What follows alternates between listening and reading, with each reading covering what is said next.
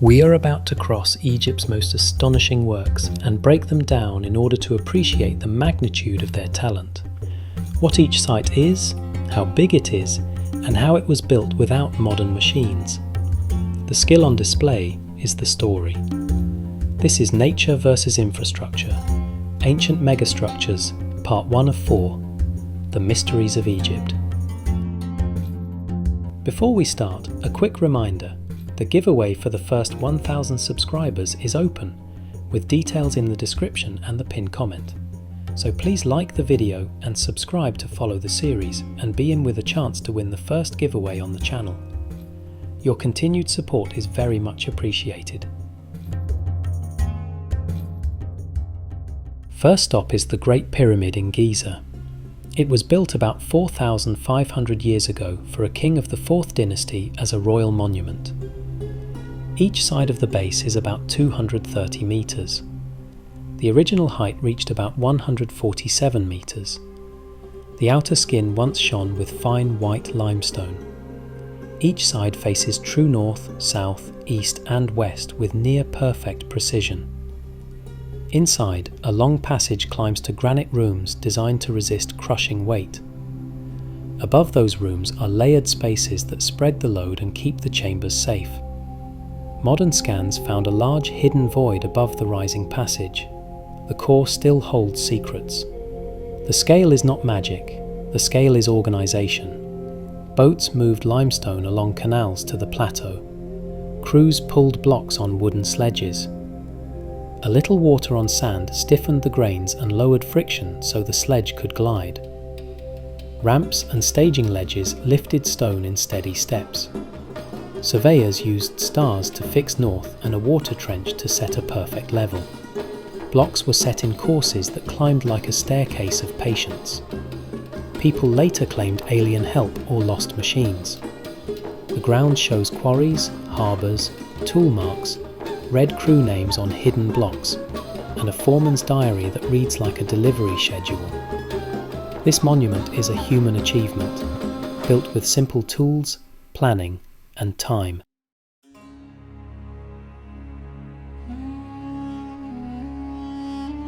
The Sphinx is the largest statue on the plateau, and it is part of the bedrock itself. It measures about 73 metres from paws to tail and stands about 20 metres high. It looks to the morning sun and sits at the line where green land ends and open desert begins. The enclosure is a working yard. The trench supplied building stone for the temples beside it. The crew carved the statue where it stood and moved the trench blocks on short sledges to the setting site. They carved this incredible statue using copper chisels for edges, stone hammers for bulk removal, and sand with water for smoothing and dressing. The rock tells its own story. Harder layers keep fine detail near the head.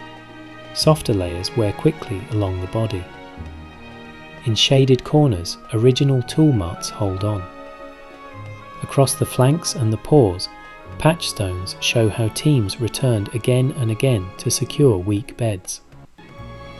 Traces of pigment show that the surface was once coloured, which adds another layer of craft beyond the cutting. Based on carving rates with period tools, it's estimated a crew of about 100 workers could complete a statue of this scale in roughly 3 years, with tools constantly resharpened and teams rotated through cooler shifts.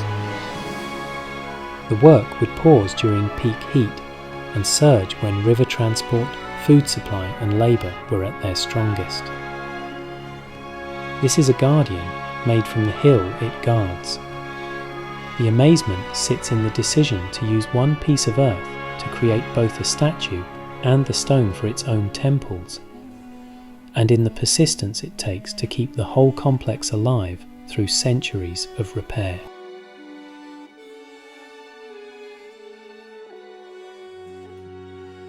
This is the first huge stone complex in Egypt. An early ruler named Djoser ordered it, and a master builder named Imhotep planned it. One line is enough. Djoser is the king who wanted permanence. Imhotep is the mind that organised it. The pyramid rises in 6 steps to roughly 60 to 62 metres, on a base about 109 by 121 metres. The whole site sits inside a niched limestone wall about 544 by 277 metres. There is one real entrance. It leads through a long colonnade into open courts designed for royal festivals. What looks like a single monument is actually a planned city of stone. Shrine facades line the edges. Dummy buildings fix the ceremonial layout even when no one lives inside them. The scale and the order turn the space into a stage. Below the surface, a deep central shaft drops about 28 metres. From that shaft runs a network of corridors and rooms that spreads for kilometres under the complex. Storage spaces, family burials, and ritual chambers sit in the cool bedrock. Some chambers are lined with blue glazed tiles made to look like reed mats, a palace style recreated in materials that survive underground.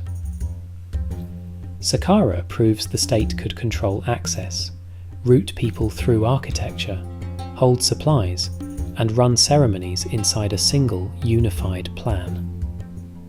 This is where building in stone stops being an experiment and becomes a system that the whole country can use.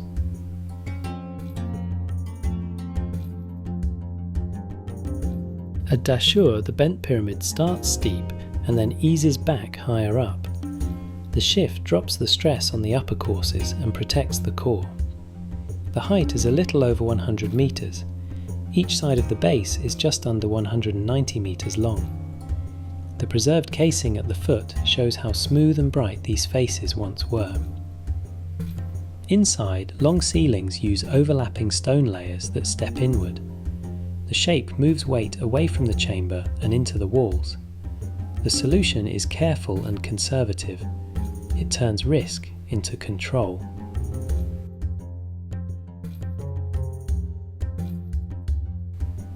Nearby, the Red Pyramid applies the safer angle from the very first course. Its height is about 105 metres. Each side of the base is about 220 metres. The silhouette is calm from ground to peak. Masonry lines run with an even rhythm. The interior repeats the stepped roofs with more confidence and more space overhead. Dashur records a live fix and a final answer in one landscape. One structure shows the correction, the other shows the standard that later builders follow. The path from bold experiment to reliable method is written into these stones.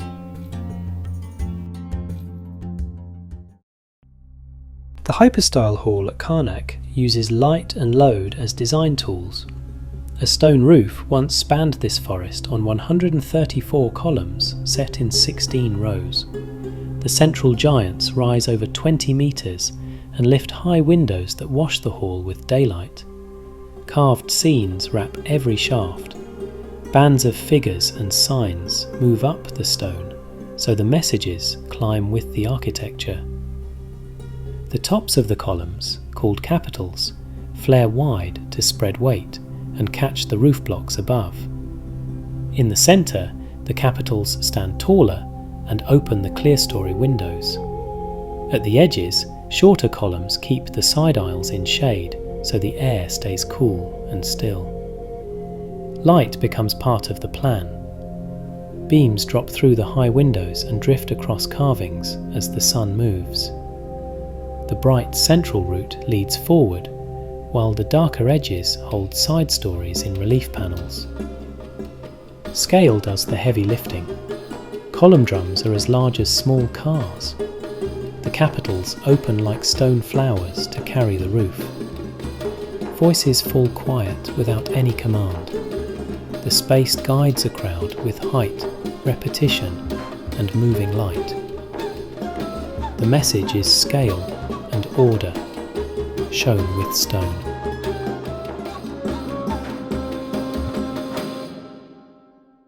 These signs are a system.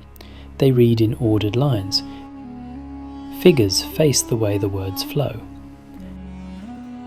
A royal name sits inside an oval called a cartouche, so you can spot power at a glance. Under the paint there is order. Artists scored a light grid to fix proportions, so a figure on this wall matches a figure painted years later by a different team.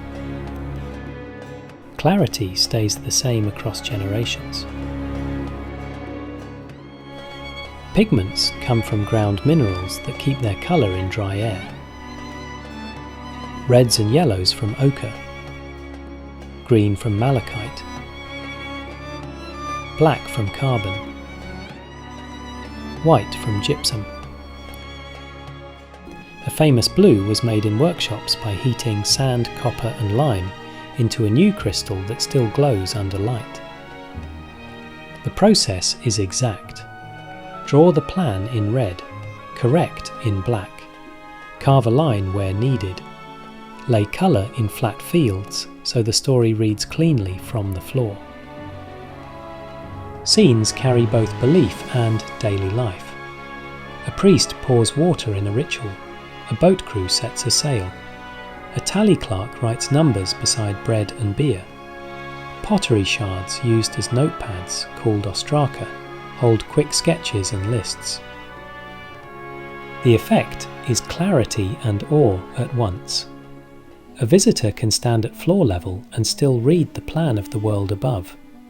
The craft is disciplined, repeatable and beautiful, which is why these walls still speak so clearly now.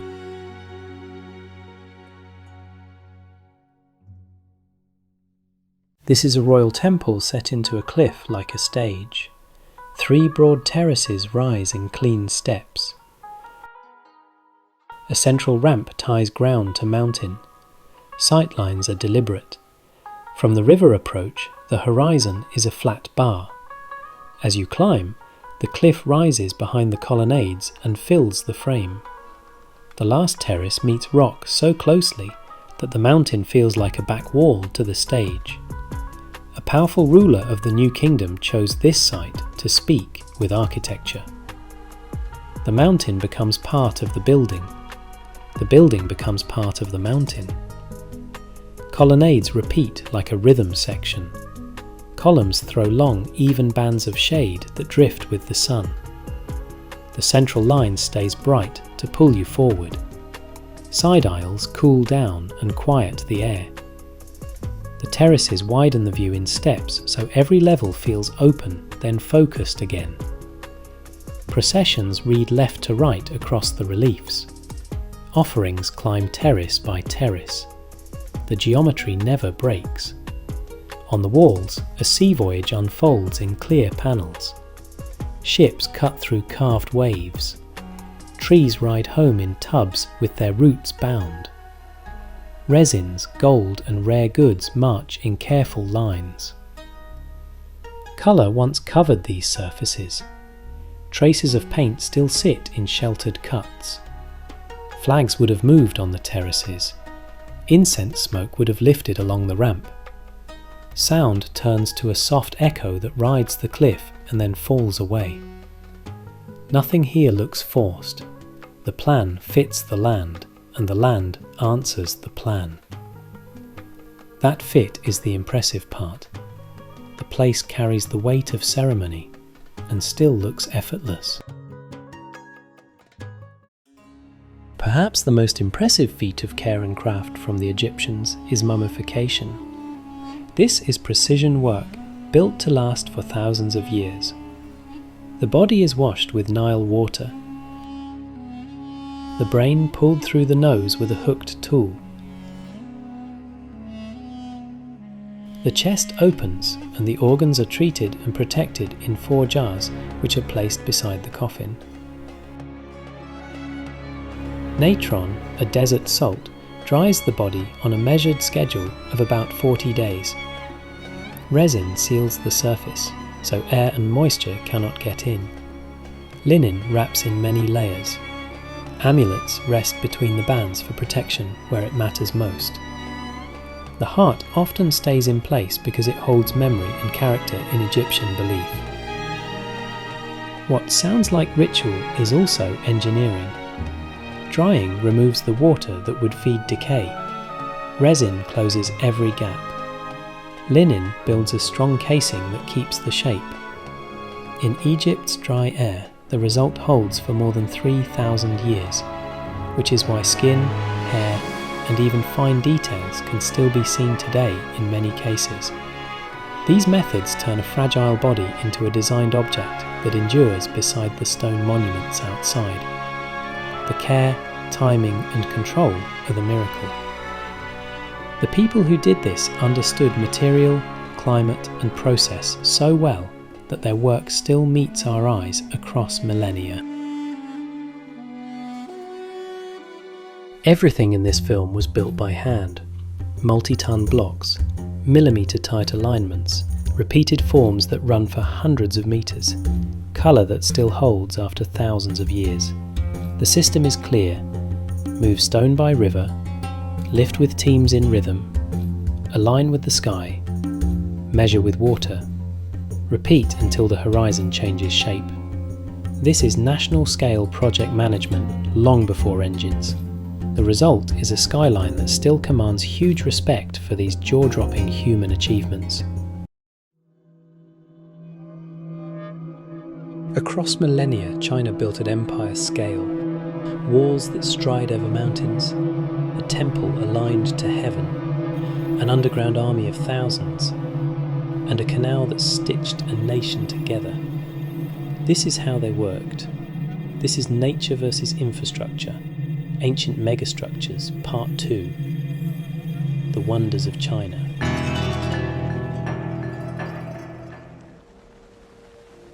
China didn't build a single wall, it built a system. The earliest border walls appear in the 7th century BCE, and the first emperor Qin Shi Huang linked major segments around 214 BCE. Across dynasties, the line is rerouted, rebuilt, and reinforced. The most familiar brick and stone sections are Ming, an ongoing project from 1368 to 1644, almost 3 centuries of upgrades. Measured end-to-end, China's 2012 survey puts the Great Wall network at 21,196 kilometres, 13,170 miles. A continent-scale defence. Bricks become the Ming era's secret weapon. Uniform, lighter than stone, and stamped with kiln and official marks for quality control. Many are bedded in a sticky rice lime mortar that's famously tough. Communication is baked in. Beacon towers push smoke by day and fire by night, relaying troop counts from ridge to ridge. Stand at a mountain pass and the scale hits you. Stone and earth contoured to peaks and valleys. A work of endurance and design that still commands the horizon.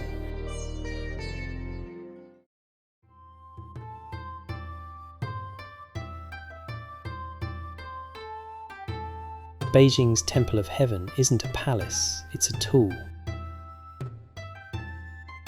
Built 1406 to 1420 under the Ming Yongle Emperor, this complex is where emperors perform state rituals to keep the world in balance. In Chinese political thought, the emperor is the son of heaven. By honouring heaven correctly and governing well, he secures good harvests and stability. Droughts and floods signal the loss of the mandate of heaven.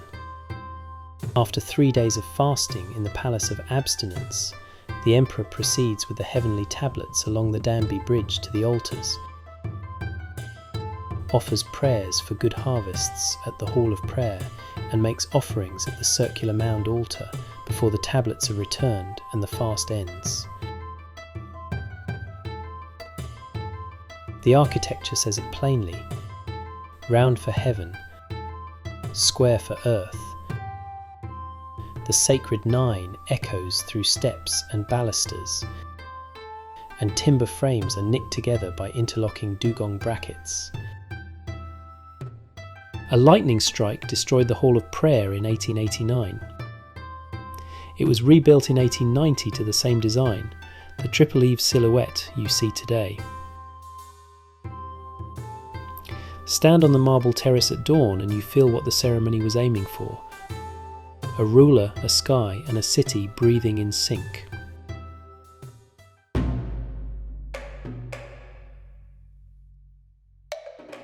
Buried in the late 3rd century BCE and first uncovered by farmers in 1974, the Terracotta Army stands guard over the first emperor's mausoleum near Xi'an. It's funerary engineering, a force built to protect Qin Shi Huang in the afterlife. Archaeologists put the force at approximately 8,000 soldiers, with 130 chariots drawn by 520 horses and roughly 150 cavalry mounts. They stand in regimented corridors beneath timber roofs and rammed earth walls. Pit 1 alone covers about 14,260 square metres, roughly 2 football pitches worth of warriors under one roof.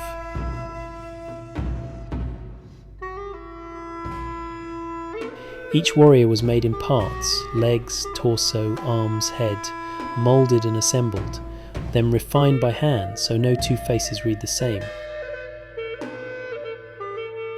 After firing, artisans brushed on lacquer as a primer, then vivid pigments, azurite blues, malachite greens, cinnabar reds, even the synthetic hand purple. In their day, this army glowed. Early excavations brought a hard truth. Expose a painted figure to Xi'an's dry air, and the lacquer shrivels in seconds. Within minutes, the paint flakes away. Conservators now race with humidity tents and consolidants the moment a fragment surfaces. But the first exposures cost us irreplaceable colour. Still, stand before those ranks and the craft hits you. The logistics, the workshop discipline, the realism in armour lames and boot treads. It's mass production with artistry, built to serve a single ruler even after death.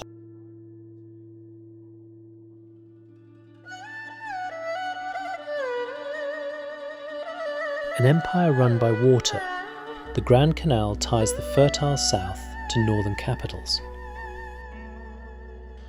Local canals are ancient, but the big consolidation arrives under the Sui in the 7th century.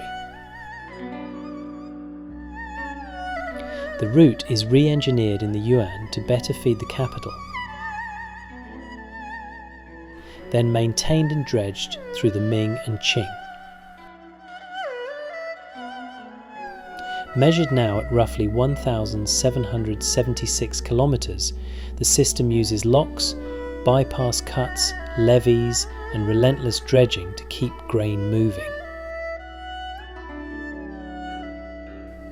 That flow of tribute rice underwrote city populations, armies and court politics.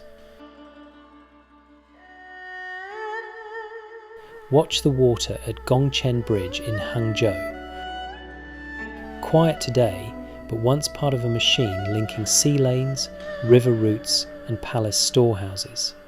The canal is scale made humble: stone, mud and routine work adding up to national power.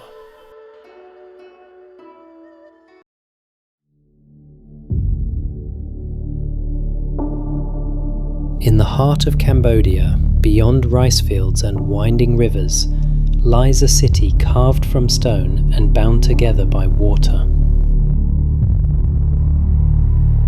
For centuries, it was the beating heart of the Khmer Empire, a superpower of Southeast Asia.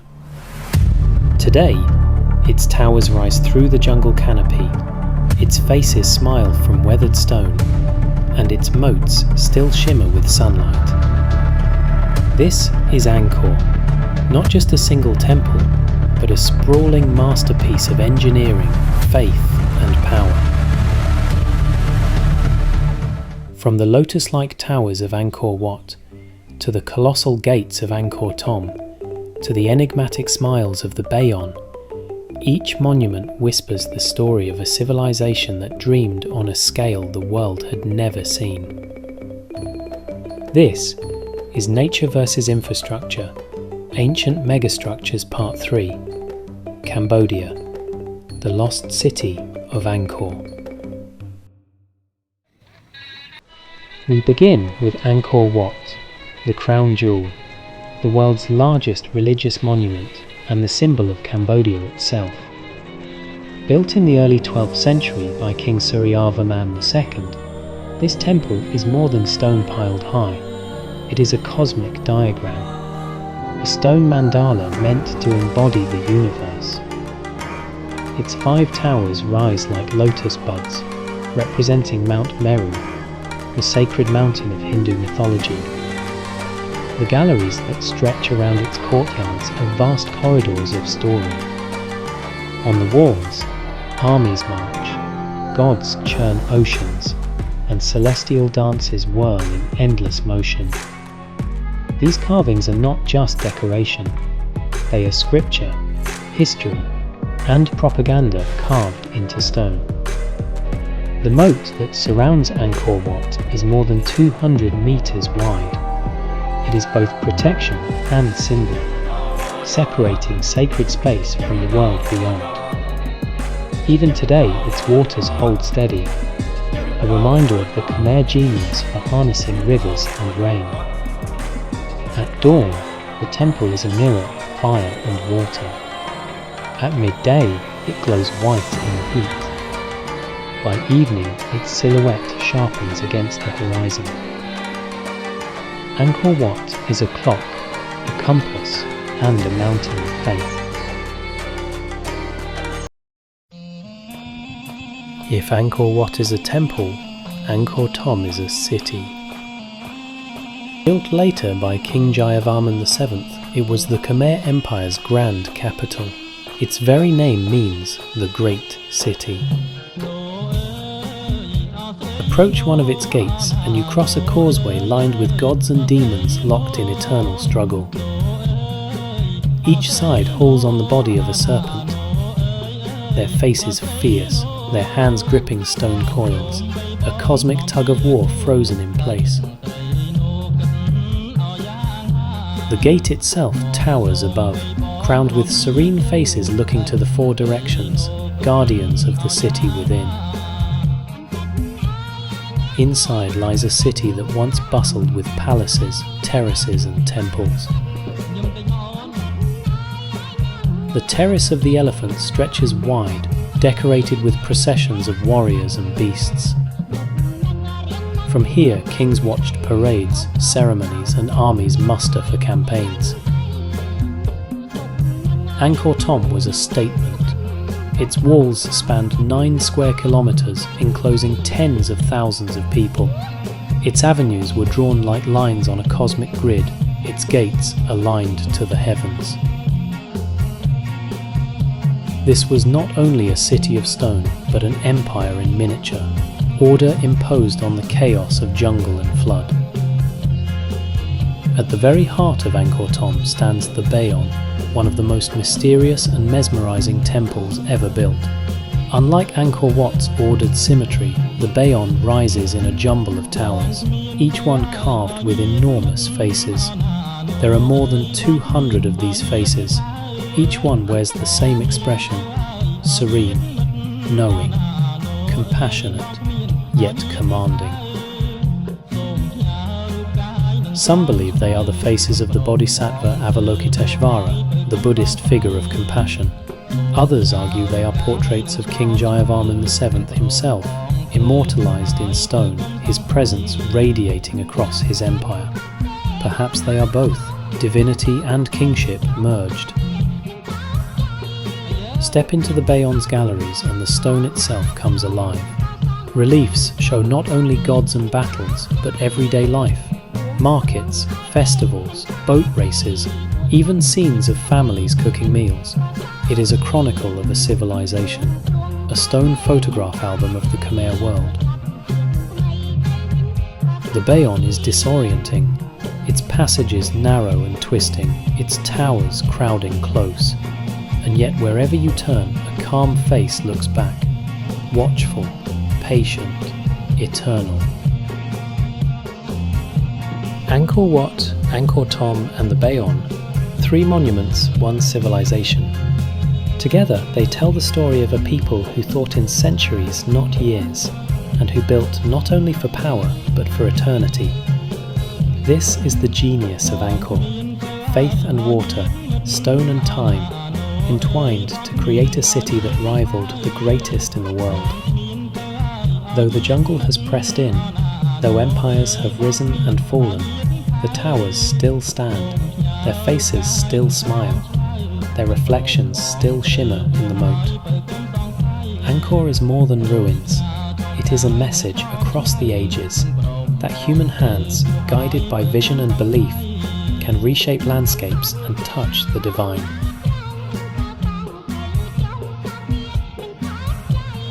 The road forward will lead us to other wonders. Here in Cambodia, among these temples, we glimpse how greatness was once carved from sandstone and sunlight.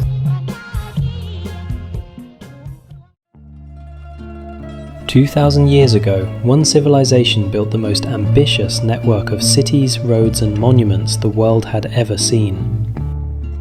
From the marble heart of Italy to the windswept edges of Britain and the sunlit plains of Spain, the Roman Empire engineered an eternal legacy. One that still shapes the world beneath our feet.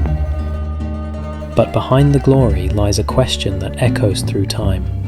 How did Rome build an empire that refused to crumble, even after the empire itself fell?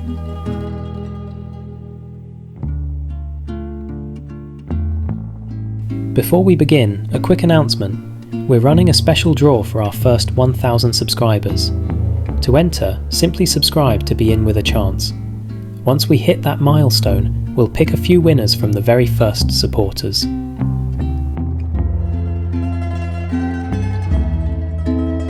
Rome wasn't just a city, it was an idea, built from ambition, concrete and control. When Emperor Vespasian began the Colosseum in 72 AD, he created not just a monument, but a machine of entertainment and authority. 50,000 citizens filled its seats. Beneath their feet, an underground maze of elevators and pulleys brought wild beasts and gladiators to the surface.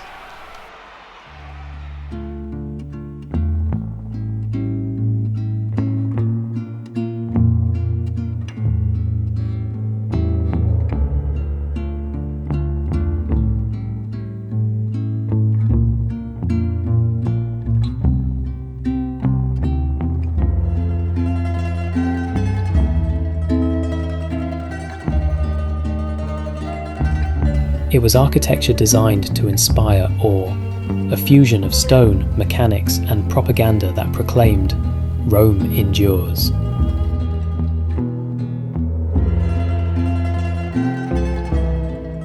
If the Colosseum celebrated power, the Pantheon worshipped perfection.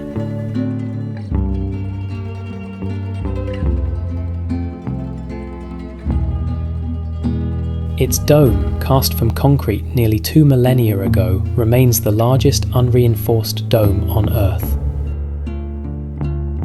By layering lighter stones, basalt at the base, pumice at the crown, Roman builders balanced mass and grace. Through mathematics and intuition, they built a man-made sky that still humbles all who stand beneath it.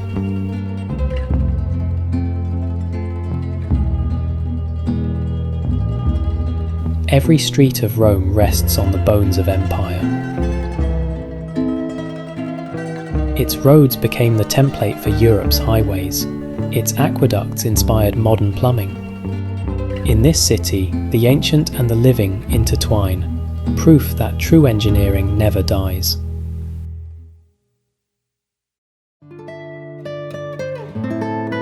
North of Rome lies Verona. a city where Rome's architecture never faded, it simply adapted. Built in the 1st century AD, Verona's arena could hold more than 30,000 spectators.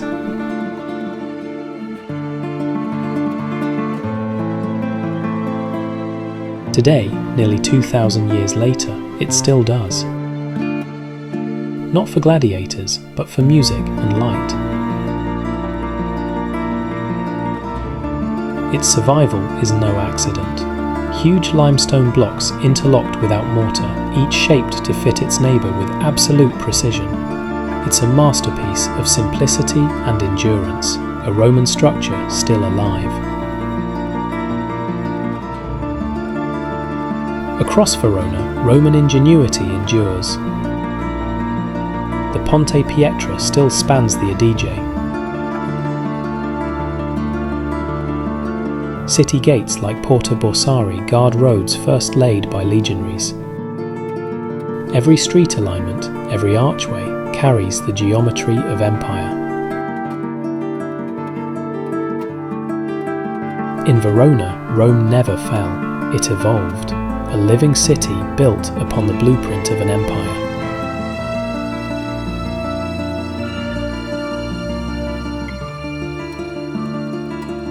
Far from Italy's sun, Rome met its most distant frontier. Britain, a landscape of stone and storm. Stretching 73 miles from coast to coast, Hadrian's Wall marked the northern boundary of Roman control. Built by legions from every corner of the empire, it was both defence and declaration. The line between order and chaos. Watchtowers signalled across the hills. Supply roads followed the wall's length.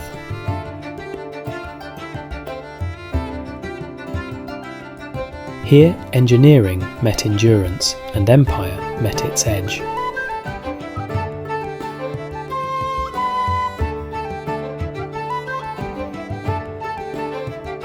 Further south, Roman engineers discovered the healing springs of Bath. They built a sanctuary of stone and steam, blending natural heat with the genius of Roman plumbing. Even in distant Britannia, Rome imposed its order, transforming a wild landscape into a place of comfort, symmetry, and culture.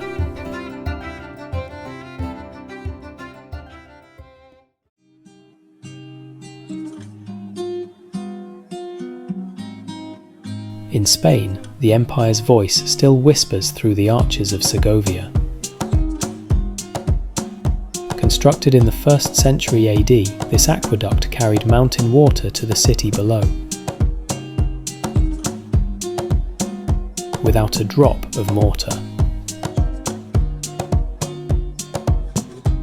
Its balance is so perfect that it has stood for nearly 2,000 years, untouched, unbroken. It is a lesson in timelessness, a Roman structure that continues to serve not as ruin but as monument.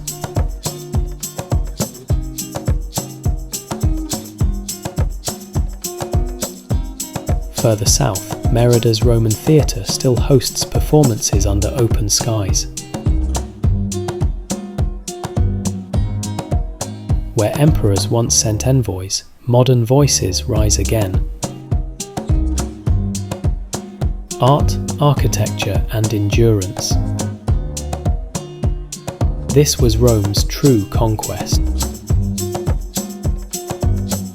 From the heart of Italy to the edges of the known world, Rome's megastructures tell a single story of ambition that became architecture, and architecture that became legacy. Empires rise and fall, but the stones they leave behind still speak. In every arch, every road, every wall that refuses to fade. Thank you for watching Ancient Megastructures. If you want to be part of the first 1,000, subscribe to be in with a chance. because like Rome, we're just getting started.